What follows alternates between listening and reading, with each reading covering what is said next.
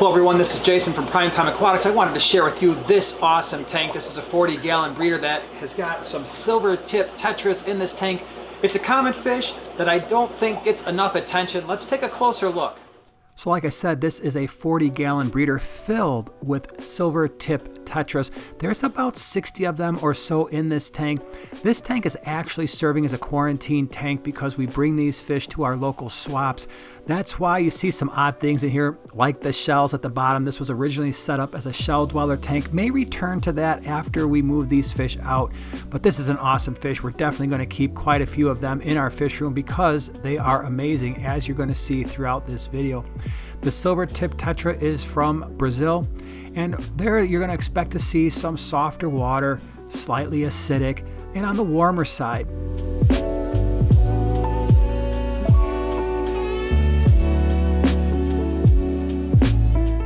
So like many tetras, this fish is going to stay relatively small, maxing out somewhere around 1.5 inches or so. And you're going to see there's actually two different colors going on here, and that is typical of the Silver Tip Tetra. The males have a little bit more color. All of them have those really cool silver tips to their fins, which I think is one of the things that makes them so popular. The other nice thing about these fish is they are mostly peaceful. They can be a little bit of a fin nipper at times, which we're going to talk about a little bit later. But the other thing I like about this tetra is I think they are one of the tightest schooling tetras out there. So unlike some of your neons and maybe your ember tetras and gold tetras, where they will stay together in groups, these fish tend to school a little bit more tightly. And so if that's something you're looking for out of a tetra, this is certainly a fish to consider.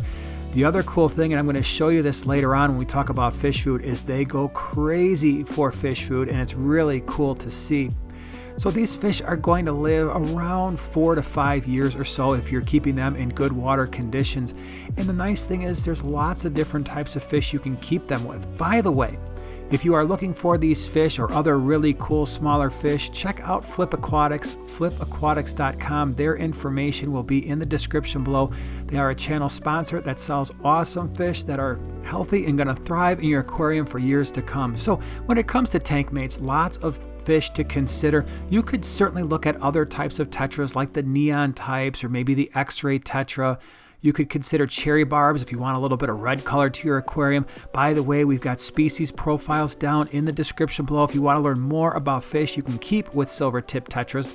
Pretty much any type of gourami would do, all the way from your large golds and blues and opalines down to your honey gouramis and dwarfs and pearl gouramis. All might be nice options as like a centerpiece fish. You could keep these fish with mollies. Certainly cory cats, bristlenose plecos, clown plecos, they'd probably be just fine with mystery snails. If you wanted to have like a smaller centerpiece cichlid, they would certainly do okay with rams and apistogramma and crebensis and maybe checkerboard cichlids. The one thing you're going to want to be careful of, and I kind of already hinted at this earlier in the video, is watch those fish that have long fins, because these guys can be a little bit of a fin nipper, especially if you're keeping them in smaller groups. It is recommended you keep these fish at least in groups of 6 or more. As you can see here, more is better. I wouldn't necessarily, if this weren't a quarantine tank, I don't know if I would have 60 in a 40 breeder, but certainly 15 to 25 would be a very appropriate level for this fish in this size tank. And again, I would really recommend keeping them in at least groups of 6, but 10 to 12 would be a much better option. If you're keeping them in smaller groups, they can be a little bit fin nippy. Even in larger groups, sometimes they can. So again, be careful. Not a fish I would probably trust around my long fin male bettas, maybe your guppies, veil tail angels. So those fish that have longer flowing fins, they might be a little bit too tempting for your Silver Tip Tetras to deal with.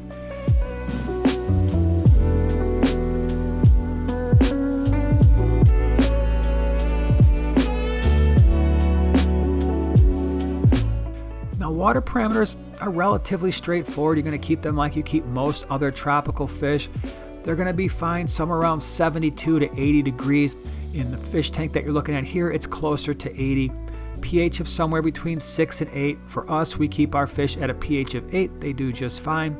Water hardness somewhere around 3 to 10 degrees. We're on the upper end of that, right around 10 degrees on our GH and KH. The big thing that you want to be careful of is make sure your tank is fully cycled. There's no ammonia, no nitrite. We've done videos on how to cycle an aquarium and what that means. I'll put that video in the upper right hand corner. Feeding silver tip tetras, as you can see, are really easy to do. We feed all of our fish North Fin foods. These happen to be North Fin krill flakes, but we'll feed them the standard community flakes, cichlid flakes, kelp flakes. We'll kind of switch it up along with some North Fin micro pellets. They also go absolutely crazy for live baby brine shrimp. They'll eat frozen brine, bloodworms. These fish are not picky when it comes to eating. And like I said earlier, this is one of the cool things about this particular tetra is they go insane for food pretty much every time you feed them. It's like they've never eaten a day in their life.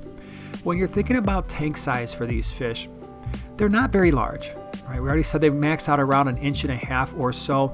A 10-gallon might be sufficient for a group of 6 or so.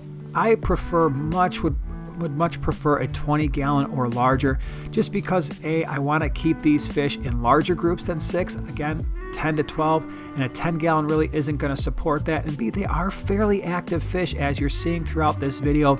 And a 10-gallon aquarium doesn't always give them enough space to really kind of spread their wings, so to speak, and swim around the tank.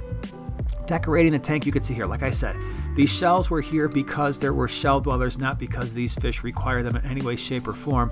When it comes to decorating your aquarium, they're going to do really well if you've got plants, either fake or real. Driftwood would be nice. You can see here we've got some rocks in here. The substrate is irrelevant to these fish. They don't interact with the substrate, so it doesn't matter if it's sand or gravel. Use your substrate decision based on other fish you keep in the tank, but these fish, it doesn't matter. The nice thing about these fish, again, is they're going to be active both in the middle part and the upper part of the tank. So if you're looking for that activity, middle to upper part of the aquarium, as you're seeing throughout this video, this is a good fish for that.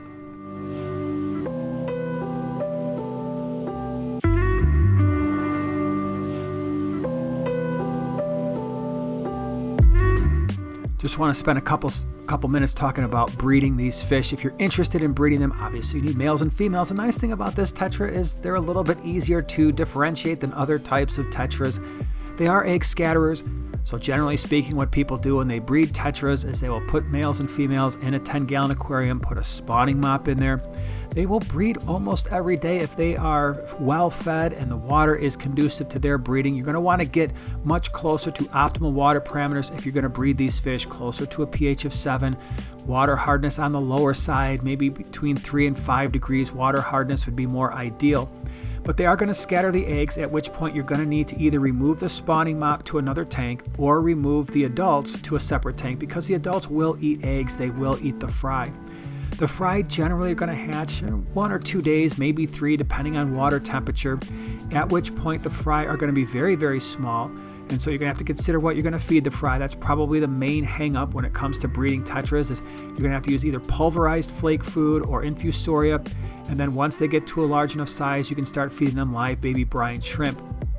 Now again, this is a great fish. If you haven't kept them before, I know they're somewhat common, but as you can see throughout this video, this is a fish worth considering if you're looking for those tetras that are going to school a little bit tighter than some of the other tetras do. If you want that cool personality, you get basically 2 different color fish, even though it's the same species, because the males are slightly different color than the females. The only challenge, again, is they are a little bit fin nippy, so be careful with longer fin fish, slow moving fish. But they're definitely worth the try. Again, if you want more information, check out the species profiles in the description below if you want to know what to keep with these fish. Really appreciate you being here, and we'll see you in the next one.